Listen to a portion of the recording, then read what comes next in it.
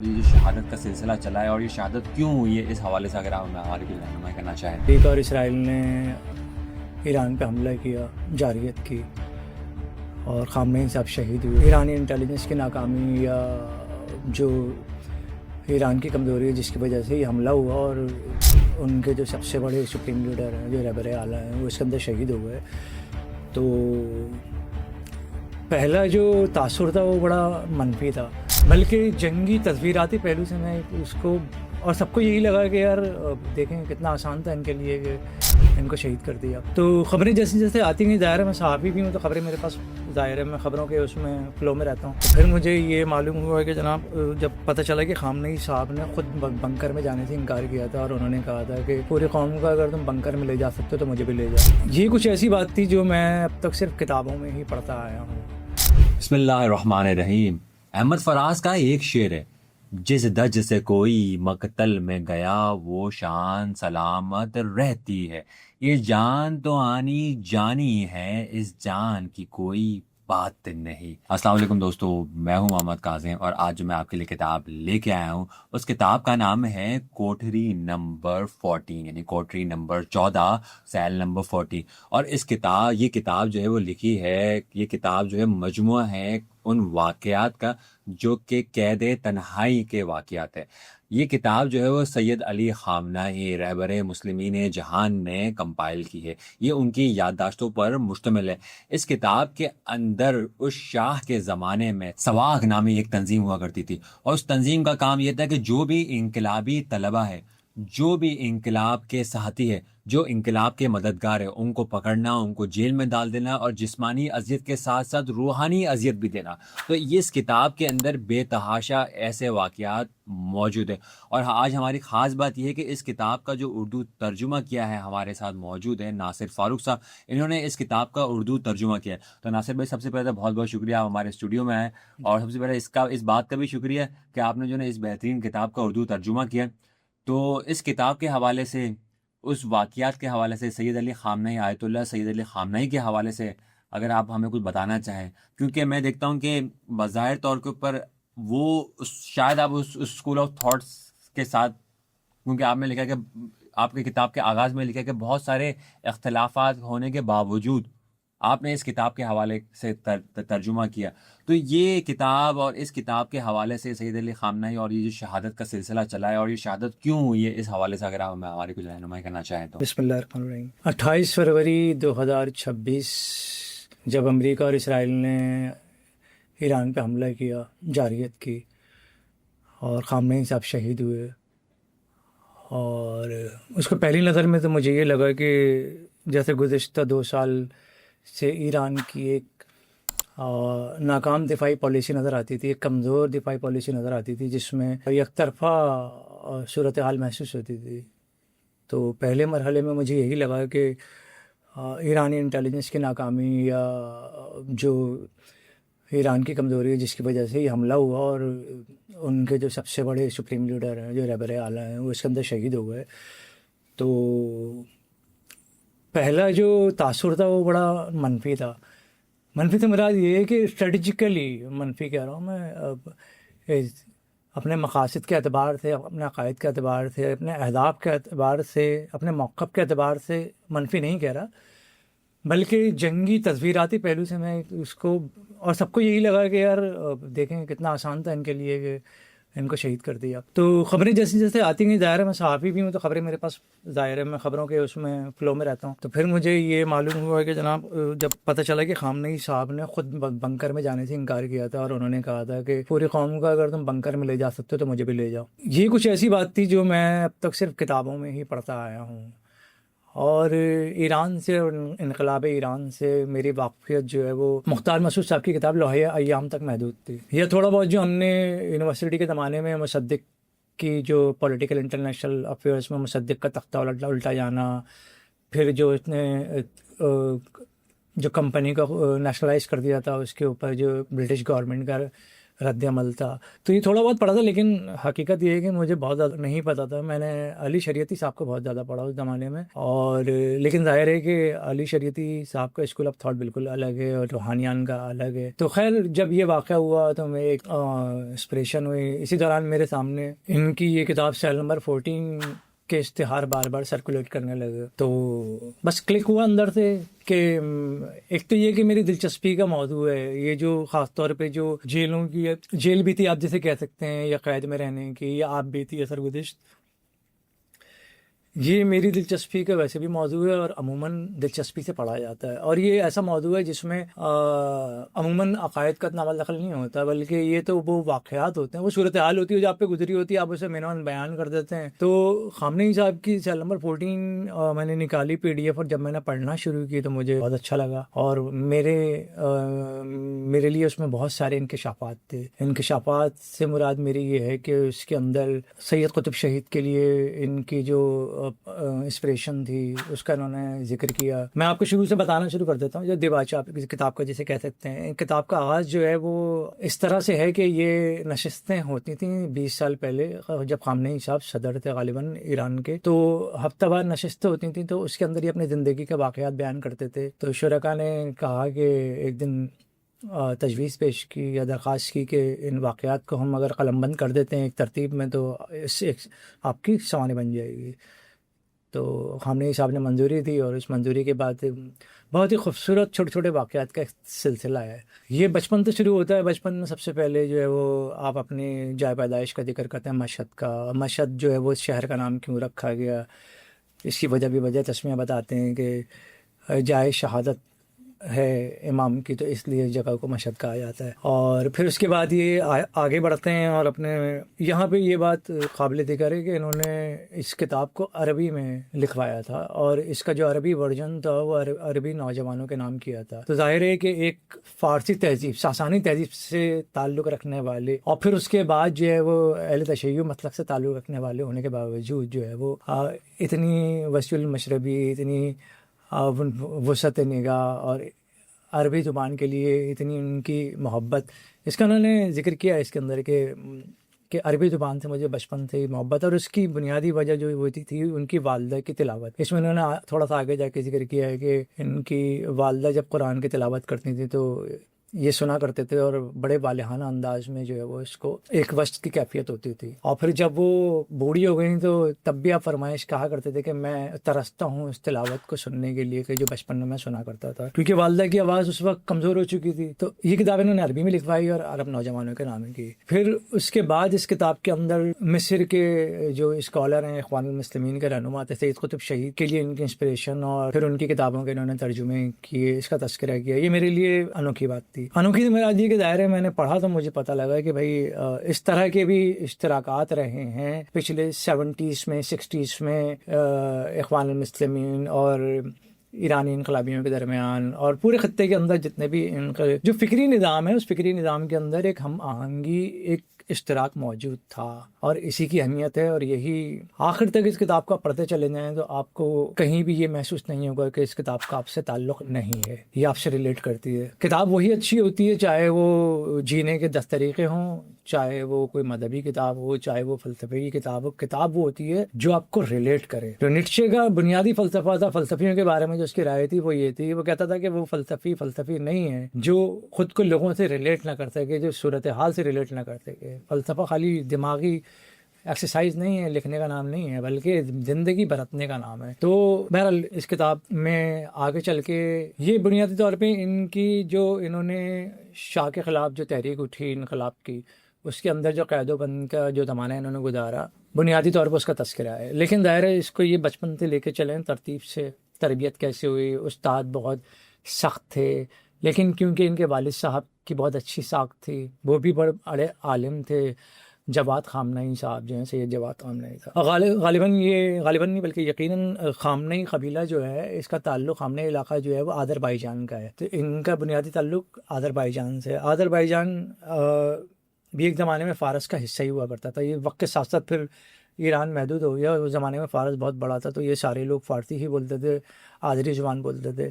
تو یہ اسی تسلسل سے ہیں. تو ان کے والد صاحب جو تھے وہ گوشہ نشین تھے, اور انہوں نے واقعہ ذکر کیا ہے کہ میرے والد صاحب جب جاتے تھے مسجد نماز پڑھنے تو وہ خاموشی سے جا کے اگلی سمے میں اپنا چشمہ اتارتے تھے، بیٹھ جاتے تھے، لوگوں سے بات چیت نہیں کرتے تھے، خلوت پسند تھے. اور تو انہوں نے یہ لکھا ہے کہ ان کی اس طبیعت نے ان کو مالی طور پہ اور سماجی طور پہ کافی نقصان پہنچایا، ان کی خودداری نے. اور بعض اوقات یہ صورتحال ہوتی تھی کہ وہ اپنی کتابیں بیچنے پر آمادہ ہو جاتے تھے، وہ کتابیں جو انہیں دل و جان سے پیاری تھیں.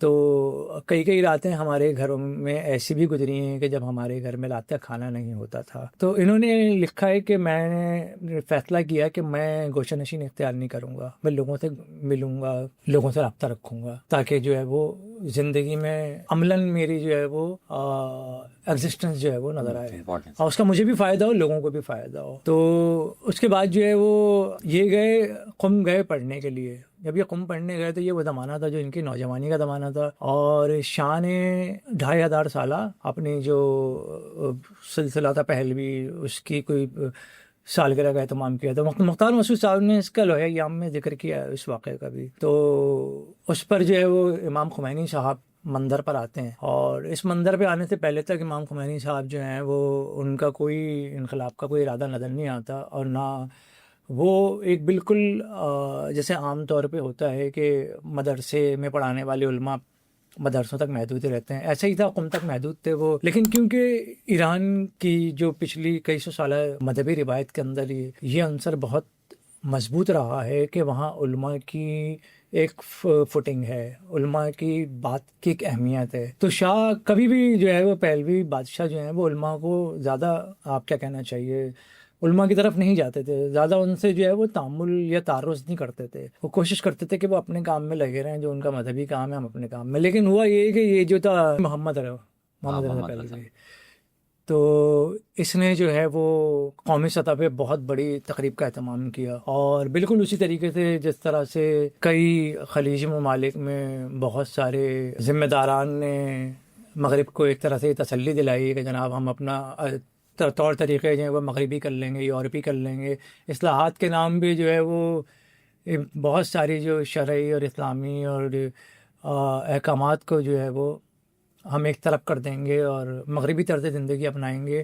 بالکل یہی پالیسی اور یہی حرکت جو ہے وہ 60s میں شاہ نے ایران میں کرنے کی کوشش کی. تو دنیا بھر سے لوگ بلوائے، خوب وہاں پہ شراب و کباب اور بڑا تماشا ہوا. اور شاہ کی بہن شہزادی اشرف جو ہے بدنام زمانہ اس حوالے سے، ملکہ فرادیبہ، یہ وہ سے ایک دنیا جانتی ہے کہ وہاں پہ کیا صورتحال تھی. تو ظاہر ہے کہ جب یہ صورتحال طوفان بدتمیزی بہت بڑا تھا، پھر امام خمینی صاحب نے اس پر ریئیکشن دیا، اور انہوں نے شاہ کو خط لکھا کہ مغربی طرز زندگی یہاں اپنانے کی کوشش نہ کرو، اہل ایران اس کو قبول نہیں کریں گے اور ہم اس کے خلاف مزاحمت کریں گے. تو ظاہر ہے ان کا یہ کمال تھا کہ ان کی جو شخصیت میں عزم تھا، ایک پختگی تھی اور ایک جو جرت تھی، کیونکہ اس زمانے میں جو شاہ کی جو سیکرٹ ایجنسی تھی ساواک جو تھی، اس کے بارے میں مختار مسعود نے لکھا اپنی کتاب میں کہ ساواک کی انٹیلیجنس کا یہ حال تھا کہ ایک بار تہران میں لوگ بس اسٹاپ پر کھڑے ہوئے تھے، تو دو لوگ آپس میں بات کر رہے تھے. ایک شخص نے کہا کہ آج کل موسم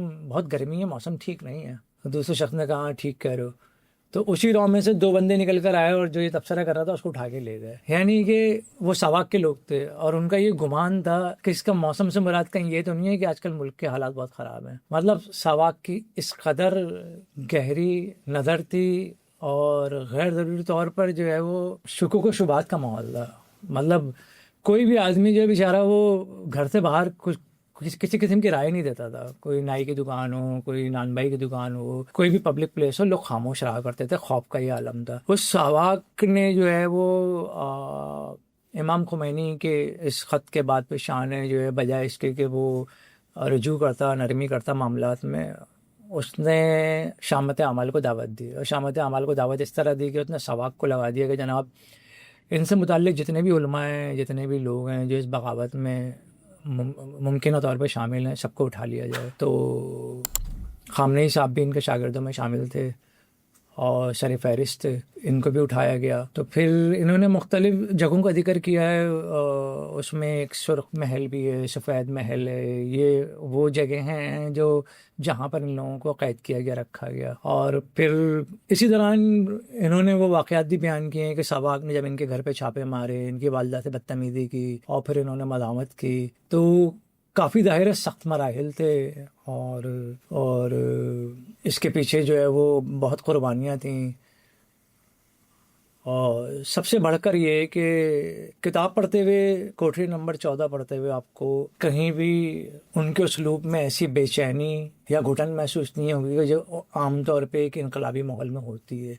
خامنئی صاحب نے انہوں نے بہت ہی میٹھے اور معتدل انداز میں اس کو بیان کیا ہے, اور اسی طرح اس کو لکھا گیا ہے. اور ظاہر ہے کہ فارسی سے غالباً عربی میں لکھی گئی ہے, تو پھر عربی سے پھر فارسی ہوئی, فارسی سے پھر شاید انگریزی ہوئی, انگریزی سے پھر میں نے اردو میں ترجمہ کیا ہے. تو ترجمہ تو ظاہر ہے جب وہ کئی مراحل سے گزرتا ہے تو وہ بالکل بدل جاتا ہے. لیکن مترجم کا یہ کمال ہونا چاہیے, یہ ہنر ہونا چاہیے کہ اس کو, جس کا بھی ترجمہ کر رہا ہے, اس موضوع کا علم ہو, لکھنے والے کے مزاج کا, انداز کا, لب و لہجے کا علم ہو, تو وہ ترجمانی کر سکتا ہے. اصل میں ترجمہ بنیادی طور پر ترجمانی کا نام ہے. آپ اگر کسی زبان سے اس کو اپنی زبان میں اگر ترجمانی نہیں کر سکتے تو پھر وہ ترجمہ نہیں ہے, بھلے وہ لفظی طور پہ کتنا ہی, لغوی طور پہ, لفظی طور پہ کتنا ہی درست کیوں نہ ہو. لیکن اصل ترجمہ بالمحاورہ ہی ہوتا ہے, ترجمہ بالمعنی بھی ہم کہتے ہیں اس کو. تو میں نے یہ کوشش کی ہے کہ اس کو بہت جیسے بیان کیا انہوں نے ویسے ہی میں اس کو کر لیا. آگے چل کر یہ کوٹری نمبر 14 کا ذکر کرتے ہیں. کوٹری نمبر 14 کی خاصیت یہ تھی, اس سے پہلے بھی رکھا گیا تھا ان کو, لیکن اس کوٹری کی خاصیت یہ تھی کہ اس کوٹری میں روشنی کا گزر نہیں تھا, بالکل گزر نہیں تھا. تو انہوں نے یہ بیسیکلی قید تنہائی تھی. قید تنہائی میں عموماً یہ ہوتا ہے کہ وہ ایک چھوٹا سا, آپ اس کو کوٹری کہہ لیں یا کوٹھڑی کہہ لیں, دونوں صحیح ہیں, دونوں درست ہیں. کال کوٹری بھی کہتے ہیں اس کو, انگریزی میں سیل کہتے ہیں. یہ بہت مختصر سی جگہ ہوتی ہے اور اس میں بس یہی ہوتا ہے کہ بندہ جو ہے وہ مشکل سے لیٹ سکتا ہے یا عبادت نماز پڑھ سکتا ہے. تو بہرحال انہوں نے جو گارڈ تھے وہاں پہ بڑے سخت تھے, لیکن کیونکہ یہ لوگ بہت باکردار لوگ تھے تو چند روز میں یہ ہوتا تھا کہ ان کے جو محافظین ہوتے تھے وہ ان کے لیے, ان کے دلوں میں نرمی پیدا ہو جاتی تھی. تو جو انہوں نے مختلف لوگوں کے نام لیے, ایک کیا نام تھا, گارڈ تھا, ساقی نام تھا, ایک اور انویسٹیگیٹر تھا, اس کا بھی نام مجھے یاد نہیں آ رہا ابھی. تو یہ مختلف لوگ تھے جنہوں نے بہت شدید تشدد سے لے کر اور پھر آخر میں نرمی اور پھر اس کے بعد جو ہے وہ دیگر مراحل طے کیے تھے. ان میں سے کچھ لوگ ایسے بھی ہیں جو انقلاب آنے کے بعد ان کے سامنے بھی آئے, پیش ہوئے اور انہوں نے درگزر سے کام لیا, لیکن ان پہ دیگر مقدمات اتنے تھے کہ سزائیں ان کو ہو گئیں. تو لیکن خامنئی صاحب کا معاملہ یہ تھا کہ ان کی نرم دلی, ان کا مشفقانہ مزاج, یہ پوری کتاب میں آپ کو ہر جگہ نظر آئے گا.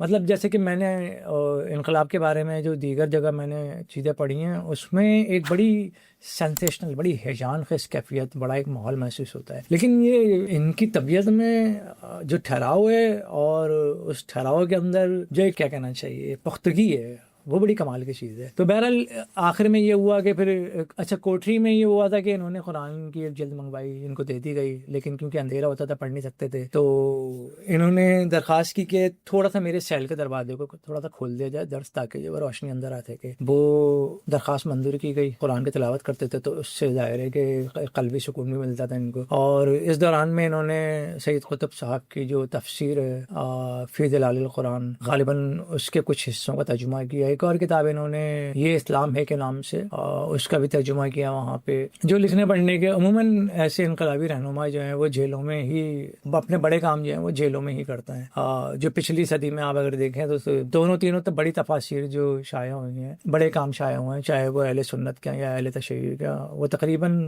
لوگوں نے جیلوں میں, رہنماؤں نے. سید قطب شہید نے اپنی تفسیر جیل میں لکھی, سید ابوالعلا مودودی صاحب نے اپنی تفہیم القرآن جیل میں لکھی, اور خامنئی صاحب نے بھی اپنے کام تقریباً جیلوں میں کیے ہیں سارے کے.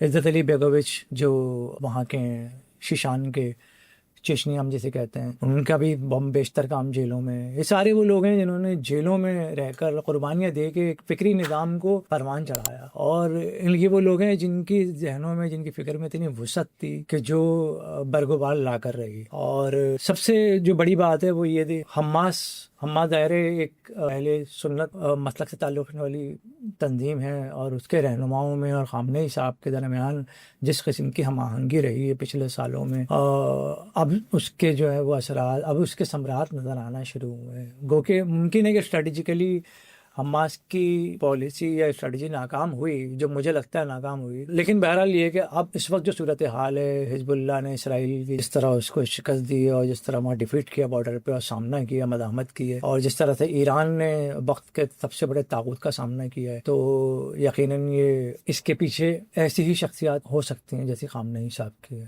اور جو ان کے ساتھ کے لوگ ہیں وہ سارے اپنی جگہ بڑے کمال لوگ ہیں، اور ان کی کامیابی کے پیچھے جو اصول ہیں جسے ہم 3 اصطلاحوں میں بیان کر سکتے ہیں: علم، قوت اور اخلاقیات۔ اگر دنیا کی 2 بڑی فکری نظاموں کا ٹکراؤ دیکھیں، قیادتوں کا ٹکراؤ دیکھیں، تو کہاں خامنہئی صاحب اور کہاں ڈونلڈ ٹرمپ، کہاں علی لاریجانی صاحب جنہوں نے فلسفے میں پی ایچ ڈی کیا، کہاں جو ہے وہ پیٹ ہیکسٹ کر کے نام ہے غالباً وزیر دفاع ہے جو امریکہ کا، یا جے ڈی وینس کو لے لیں آپ، اور کہاں جو ہے وہ عباس عراقچی صاحب پولیٹیکل سائنس میں پی ایچ ڈی ہے۔ ایران کی تقریباً قیادت جو ہے وہ ساری پی ایچ ڈی ہے، اور امریکہ میں اس وقت جو قیادت ہے ان کا اور ان کا آپ علمی کیلیبر دیکھ لیں، اور قوت کے اعتبار سے آپ دیکھ لیں کہ ان کی پلاننگ اتنی اچھی تھی کہ انہوں نے 10 روپے کے ڈرون سے جو ہے وہ 10,000 کے میزائل کو مارا، اور قوت صرف اس کا نام تھوڑی ہے کہ آپ کے پاس ایٹم بم ہو، قوت اس چیز کا نام ہے کہ آپ کی جنگی حکمت عملی کتنی کامیاب ہے، اور ایران نے جو پچھلے 20 سال میں تیاری کی اس دائرے کے وہ سامنے آ گئے۔ بہرحال یہ ساری چیزیں تو نتائج ہیں، بات کتاب کی ہو رہی ہے، تو کتاب جو ہے وہ آخر میں پھر ذکر اس بات کا کرتے ہیں کہ جب قم پہ شاہ نے بمباری کروائی غالباً یا قتل عام کروایا، تو اس کے نتیجے میں پھر تحریک جو ہے وہ پورے ایران میں پھیل گئی تھی، اور ان لوگوں کو اس خدشے کے پیش نظر کے یہ قیادت کریں گے احتجاج کی، اور ان لوگوں کو جلا وطن کیا گیا، کچھ کو ظاہر ملک سے باہر بھیجا گیا، کچھ کو ملک کے اندر ہی جلا وطن کیا گیا، تو ان کو جو ہے وہ بلوچستان، سیستان، زاہدان اور ایران شہر کے نام سے ایک شہر ہے، خامنہئی صاحب کو وہاں جلا وطن کیا گیا، تو وہ علاقہ جو تھا وہ بیشتر اس کی جو میجورٹی آبادی تھی وہ سنی تھی، تو یہ بھی ایک ان کا نیا تجربہ تھا، تو وہاں جا کے انہوں نے جو ہے وہ اتحاد بین المسلمین کا کام بھی کیا، پھر وہاں اس دوران ایک سیلاب بھی آ گیا، اس سیلاب کے اندر خامنہئی صاحب نے بڑھ چڑھ کر فلاحی کام کیے، اور اس سارے ان کے جتنے بھی آپ رودات پڑھتے چلے جائیں گے تو آپ کو ایک ایسی شخصیت آپ کا سامنا ہوگا کہ جو انتہائی سادہ، پر عزم اور پر اعتماد، اور آپ جسے انگریزی میں کہتے ہیں نا ایزی گوئنگ پرسنالٹی ہوتی ہے، جیسے امام خمینی صاحب کی پرسنالٹی میں ایک جلال، ایک ایسی چیز محسوس ہوتی ہے کہ ہاں مطلب انقلاب وہی لا سکتے تھے، شاہ کا مقابلہ وہی کر سکتے تھے۔ خمینی صاحب میں ایک طرح کا جو ہے وہ کیا کہنا چاہیے اس کو آپ، ایک طرح کی لیڈرشپ، ویسی لیڈرشپ ہے۔ ایک اور چیز کا میں نے ترجمہ کیا ہے، ابھی وہ شائع ہو کر آئی نہیں ہے، اقبال مشرق کا بلند ستارہ، خامنہئی صاحب کی تقریر ہے، تہران میں ایک تقریب ہوئی تھی علامہ اقبال کے کو خراج تحسین پیش کرنے کے لیے، تو اس تقریر کے اندر جو ہے وہ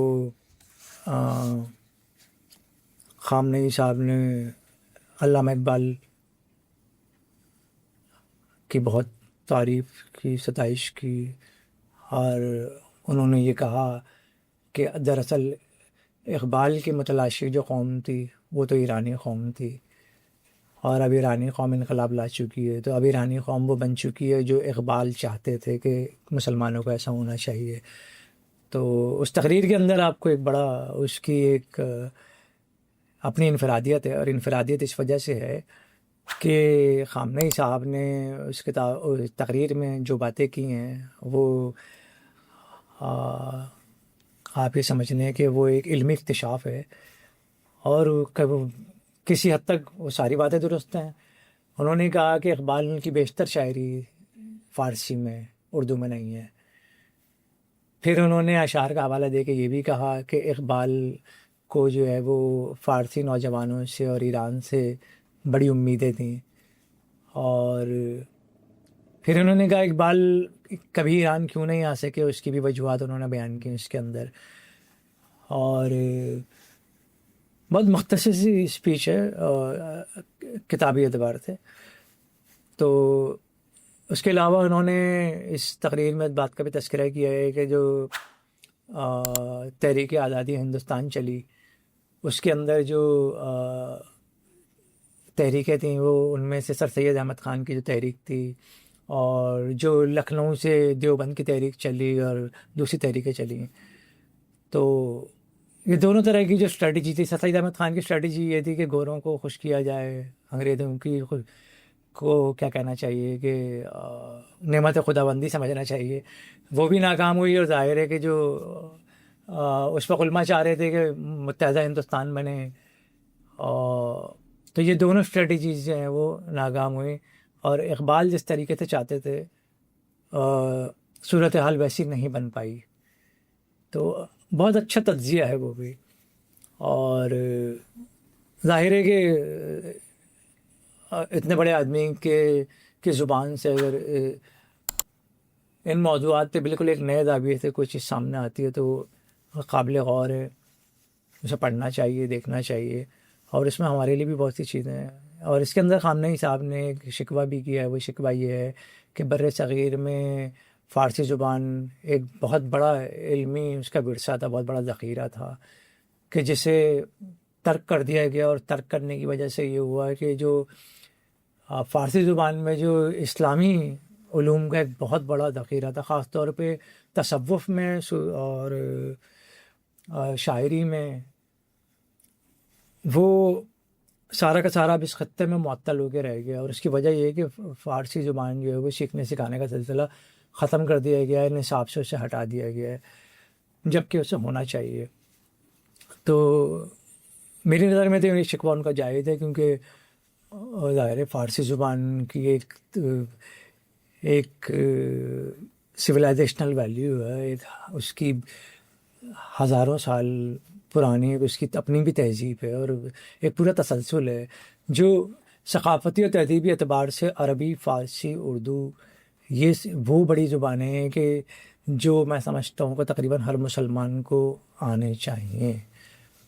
عربی اور فارسی تو آنی ہی چاہیے، اور اب تو اردو بھی آنی چاہیے، کیونکہ اردو میں بھی اب ایک بہت بڑا ذخیرہ موجود ہے اسلامی علوم کا. اچھا ناصر بھائی، سب سے بہت بہت شکریہ آپ کا اسٹوڈیو آنے کا اور اس کتاب کے حوالے سے ہماری رہنمائی کرنے کا.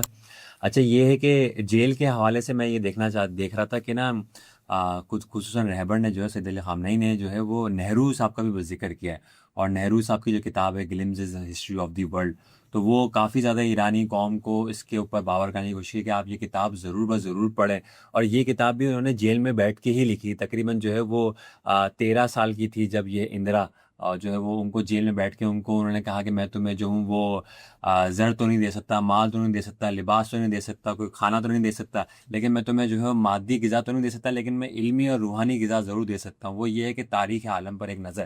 تو یہ اس کو پوری کتاب ہے، اور خود خامنہئی صاحب کی اس میں تقریر بھی موجود ہے، اور کئی بار جو ہے انہوں نے اس کتاب کا ذکر کیا، اور خصوصاً انڈیا والے اس کو شیئر کر رہے تھے کہ یار دیکھو ہماری جو کتاب ہے جو ہے وہ ایک ایران میں بیٹھا ہوا ایک شخص جو ہے وہ اب تو سب کو پتہ چل گیا، تو وہ بیٹھا ہوا جو ہے نا ہماری کتاب کی جو ہے وہ تعریفیں کر رہا ہے، ہمارے لیڈران کی تعریفیں کر رہا ہے، اور ہمیں اس کتاب کے بارے میں پتہ ہی نہیں ہے.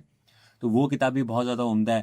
اسی طریقے سے جو ہے وہ یہ جو میرے خیال سے آپ نے جو دونوں کتابوں کا ذکر کیا کہ اقبال سیل نمبر 14 ہے، کوٹری نمبر 14، اور اقبال مشرق کا بلند ستارہ، یہ جو ہے وہ ایمیل پبلیکیشن والوں نے شائع کی ہے. email.com email.com.pk کر کے شاید ان کی ویب سائٹ ہے، وہاں پہ جائیں گے تو یہ دونوں کتابیں آپ کو مل جائے گی. سیل نمبر 14 شاید آپ 1500 کی آپ کو مل جائے گی، اور جو ہے وہ اقبال والی کتاب جو شاید 900 کی. ہاں، تو یہ دونوں کتابیں جو ہے وہ آپ کو جو ہے وہ ایزیلی آپ کو انٹرنیٹ پہ مل جائے گی. باقی یہ ہے کہ اس کتاب ویسے تو ہم بہت سارے موضوعات کے اوپر بھی بات کر سکتے ہیں. تو یہاں پہ علامہ اقبال کا خود ایک شعر ہے جو کہ سید علی خامنہئی کی شخصیت کے اوپر بالکل صحیح پر صحیح بیٹھتا ہے. تو یہ ہے، وہ شعر کچھ یوں ہے کہ تو نے پوچھا ہے امامت کی حقیقت مجھ سے، حق تجھے میری طرح صاحب اسرار کرے، ہے وہی تیرے زمانے کا امام برحق جو تجھے حاضر و موجود سے بیزار کرے. السلام علیکم ورحمۃ اللہ وبرکاتہ.